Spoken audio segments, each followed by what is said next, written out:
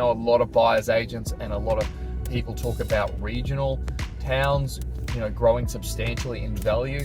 And, you know, that might be true for a short period of time. Regionals, in my experience, have performed the same as capital cities. They still go through boom and bust cycles. The difference is that the bust cycle comes really quick in a regional area, because the bust cycle is as a result of oversupply. It's as a result of people's affordability, and traditionally regional areas don't have as higher income levels as capital cities. So I believe that there's really good buying opportunities surrounding our capital cities. Sydney and Melbourne, pretty much no good at all to buy any positively geared properties.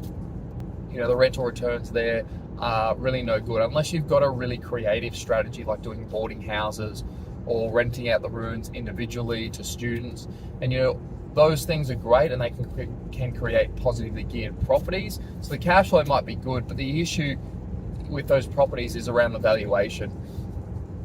And the financing can be different. Not always, but generally speaking, you got a boarding house, the bank's going to look at that as a commercial loan. They're not going to look at it as a residential. So as soon as you start talking about commercial loans, that 80, 90% loan to value ratio, that goes out the door.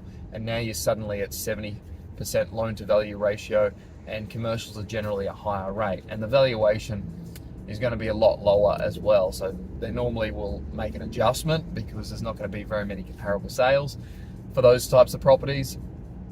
So, you know, Sydney, Melbourne, you're not really going to get positively geared properties. In, you know, around Australia, the positively geared properties that I'm seeing other people buy and that I'm just seeing generally from time to time.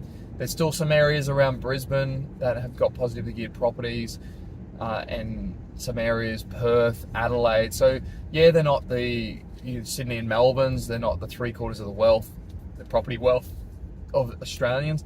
However, those areas have experienced really good capital growth over the last couple of years.